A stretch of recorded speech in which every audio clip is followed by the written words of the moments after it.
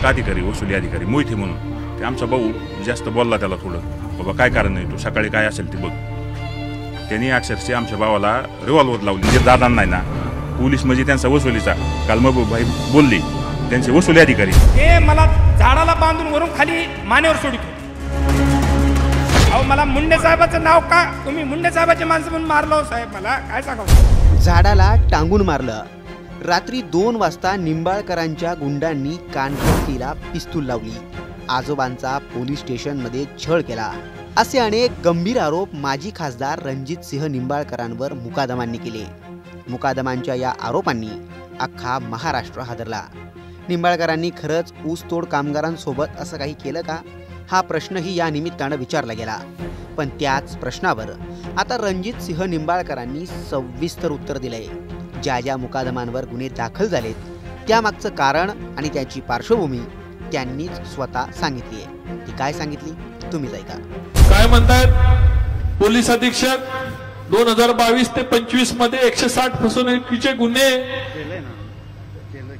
टोळी मुकदमांचे आणि ह्यांचे कुणाचे कारखाना व जिल्ह्यातील वार्ताहर प्रतिनिधी साखर कारखान्यातर्फे फसवणुकीचे गुन्हे, गुन्ह्याची माहिती वारंवार विचारणा केली. प्रसार माध्यमांमध्ये गुन्ह्याच्या संख्येबाबत अनेक गैरसमज आहेत, त्यानुसार माहिती देण्यात येते. सातारा जिल्ह्यात 22 ते 25 कालावधीमध्ये 160 फसवणुकीचे गुन्हे आहेत. साखर कारखान्याचे पैसे बुडले, तिथं लोकांना मारलं, त्यांच्यावर गुन्हा दाखल करायला नको का? आपल्या लोकांना टोळी मुकदमांना फसवलं, गुन्हा दाखल करायला नको? माझं काय चुकतंय का? आणि कारखाना ही स्वतंत्र संस्था आहे, मी तिथे काही संचालक नाही, चेअरमन नाही. सगळ्या कारखान्यांनी गुन्हे दाखल केले. फक्त रणजितसिंह नाईक निंबाळकरनी 277 गुन्हे दाखल केले. रणजितसिंह निंबाळकरच्या इथं वसुली केंद्र आहे, पोलीस छळ छावणी आहे, सगळं आहे. पण वस्तुस्थिती हे मित्रांनो, जो मित्र माझा जो बोलतोय त्यांनी माहिती घ्यावी. मला बोलण्याबद्दल, आरोप करणाऱ्याबद्दल, आरोपाला रणजितसिंह निंबाळकर घाबरत नाही आणि गुन्हा केला तर शिक्षेलाही घाबरत नाही, पण गुन्हा नाही केला तर कुणाच्या बापाला घाबरत नाही. पुढे चला. हे बघा, कारखान्यांचे गुन्हे फलटण तालुक्यामध्ये स्वराज कारखान्याचे 1 ते 5, तुमचं दत्त इंडियाचे गुन्हे. पुढे चला. हे सगळे स्वराज इतर फिर्यादी, श्रीराम कारखान्याचे गुन्हे, शरीफ कारखान्याचे गुन्हे, हे काळे साहेबांची माहिती फलटण शहर पोलीस स्टेशन. आगे चलो. आता ह्याच्यापेक्षा गंभीर प्रकरण समोर आलं. काय प्रकरण समोर आलं? बीड मध्ये ज्यांच्यावर आम्ही FIR केल्या, आम्ही समजा 10 लोकांवर FIR केल्या, फलटण मधनं त्यांना माणसं जाऊन भेटायला लागली की तुम्ही कारखान्यांच्या विषयावर आणि रणजित निंबाळकर गरम बट्टी लगाव तडका. कारखान्याचे मुकदम द्यायला लागले की रणजित निंबाळकरनी कसं मारलं, त्यांच्या लोकांनी कसं मारलं, पोलिसांनी कसं मारलं, मुंडेताईंनी त्यांना मदत केली, त्या बिचारीची मयत झाली तिचा, आणि एकाही ज्या मुकदमांच्या विरुद्ध आम्ही तक्रार केल्या त्याचे एकाही मुकदमानं ज्या मुकदम बोलले त्याच्या एकाही मुकदमाला त्यांनी टेस्ट केलं नव्हतं. पण प्रत्येक मुकदम म्हणायचा मुंडेताई मला भेटली, मुंडेताई मला भेटली, आणि मीच तो मुकदम. जयारी हे ते गुन्हे. आता हे भाऊसाहेब राठोड म्हणून एक व्यक्ती बोलला परवा बीडमध्ये, त्याच्यावर इतर ठिकाणचे गुन्हे किती ते काढले. ज्यांच्यावर आम्ही गुन्हे दाखल केले ते हबप नाहीत. सगळ्यांनी, पत्रकारांनी बघावं. हे भाऊसाहेब राठोड तो जो बोलला त्याची ही परिस्थिती. मधुकर राठोड म्हणून त्याचा भाऊ बोलला, विमानतळात नेलं, पोलीस स्टेशन पासून उचलून विमानतळात नेलं आणि झाडाला उलट टांगून मारलं. मी 2-3 दिवस झालं पत्रकार परिषद घ्यायला मला उशीर झाला. म्हणजे विमानतळावर झाड शोधत होतो मी, कुठे झाड विमानतळात झाड नाही, आणि ह्या बिन झाडाचा मुकदम उलटा टांगला आणि तो म्हणतो की मला मारलं. अरे वार पट्या. त्या भाऊसाहेबच्यावर किती उभे. शिवाजी करकळ नावाचा एक वयस्कर मुकदम. मी होतो, मला अस्वस्थ वाटायला लागलं, मुंडेताईंनी मला आधार नेला आणि पोलिसांनी मला घेऊन गेले. त्याच्यावर इतर कारखान्यांचे गुन्हे किती तेही बघा. हे सर्टिफिकेट आहेत, तोंडी बोलत नाही, कुणी सह्या केले, रिमांड रिपोर्ट बदले सर्टिफिकेट याच्या मुंड्यांच्या सह्या नाही. बीडकरांना मला तुम्हाला सांगायचंय, मुंडेताईने ह्या मुकदमांचा आमचा काय संबंध नाही, त्याच्यावर सह्या केलेल्या नाहीत, मुंडेताईचा काय यामध्ये विषय नाही. तुम्हाला भडकवलं जातंय, तुम्हाला चिडवलं जातंय. आता हे मुकदम का चिडलेत? कारण ह्यांचे आरोप सिद्ध झालेत. ह्यांना लाईफ लागणार आहे, लाईफ. 15 वर्ष शिक्षा लागणार आहे. किती? 15 वर्ष. मग साहजिक आहे ना, 15 वर्ष शिक्षा लागणार असेल तर आता रिटून खोटं बोलतात. कसं खोटं बोलतात एकदा बघूया आपण. चलो आगे. आता हा व्यक्ती बघा, चालू करा. पण विमानतळावर नेऊन मला मारण्याचं मारलं. आज बी माझा मनका हा काम करीत नाही.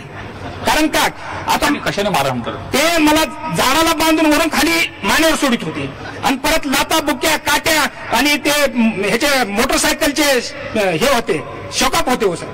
अशा पद्धतीने मला मारहाण केली. विमानतळावर झाड शोधून आणि विमानतळाच्या भिंतीला लागून दिवाणी न्यायालय, दिवाणी न्यायाची भिंत संपती की पोलीस स्टेशन नाही. ह्या पट्ट्याला दिवसा नेलाय, लटकावला विमानतळामध्ये, झाडामध्ये दिवसा मारला आणि मधुदीप बंधन झाल्यानंतर निसर्ग राहिलं होतं, निसर्गावर नेऊन ठेवला म्हटले. अरे मारला तर तुला निदान बाहेर नेऊन ठेवत्याल, एक्झिक्युटिव्ह हॉटेलमध्ये कसं कोण नेऊन ठेवल? निसर्ग बदनाम, दिवाणी न्यायालय शेजारी. हे महाशय काय म्हणतात बघा. मला पोलीस स्टेशनला घेऊन गेले. पोलीस स्टेशन गेल्यानंतर मला दवाखान्यात नेले. आपल्या मुंडेताईचा हे काल आपल्या बीडला जी घटना घडली त्या ताईने तपासलं मला. ते मला त्या पेशाने ओळख करून दिली, हे विचारचे म्हणजे हेवी मग ओळख करून दिल्यावर तपासून बीपी तपासून आम्हाला त्यांचं ते लेटर दिलं.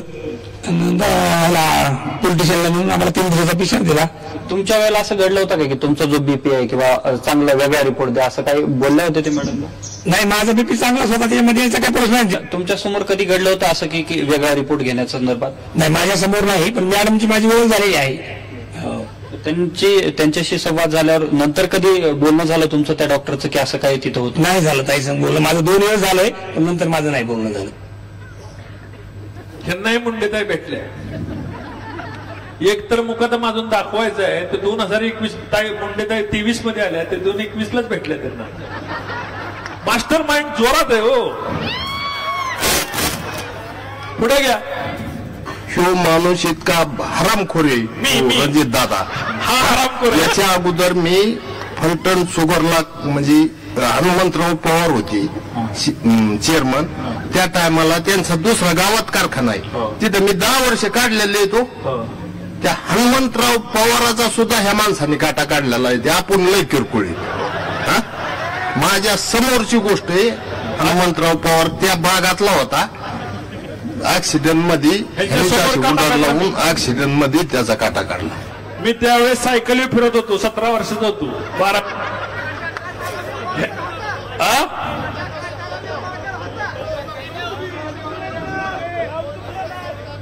1997 साली त्यांचा मृत्यू झाला होता. मी 18-19 वर्षाचा असेल. आणि अशा परिस्थितीमध्ये हे महाशय म्हणते माझ्या समोर हनुमंतराव पवारांचा काटा काढला. जय हरी. आगे चलिए. आता या संपूर्ण प्रकरणामध्ये एका अर्जावरती महिला डॉक्टरने उल्लेख केला होता ज्यांनी सुसाईड केलं. या संपूर्ण प्रकरणामध्ये एका अर्जावरती महिला डॉक्टरने उल्लेख केला होता ज्यांनी सुसाईड केलं, आत्महत्या केली, की फिट अनफिट सर्टिफिकेट देण्याच्या संदर्भात त्यांच्यावर खासदारांच्या 2 PA येऊन दबाव टाकला. ते सगळं प्रकरण तुमचं होतं का? हो. माझं प्रकरणच होतं ते. त्याचा तपास रिपोर्ट आहे, मी तपासलाय त्याला. पुढं वाजवा पूर्ण. या संपूर्ण प्रकरणामध्ये एका अर्जावरती महिला डॉक्टरने उल्लेख केला होता ज्यांनी सुसाईड केलं, आत्महत्या केली, की फिट अनफिट सर्टिफिकेट देण्याच्या संदर्भात त्यांच्यावर. ते सगळं प्रकरण तुमचं होतं का? हो. ते प्रकरण माझंच होतं ते. पुढे चल, जाऊन दे, पुढे चल. आता मी Dhananjay Atmaram social media one news channel यांना विनंती करतोय की आमचं नलावरे हे जे प्रकरण आहे हे न्यायप्रविष्ट आहे.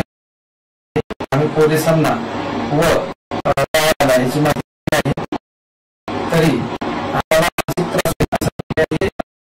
न्यूज चॅनलवर सोशल मीडियाने वक्तव्य करू नये ही विनंती. त्यांचं म्हणणं हे दिलं होतं की हा रणजितसिंह नाईक निंबाळकर, खासदार निंबाळकर, त्यांच्या भावाच्या आत्महत्येस त्याच्या कुटुंबाने दिलं होतं. त्यांचं पण त्या बिचाऱ्याने विनंती केली आहे की त्याच्याबद्दल जास्त बोलू नका.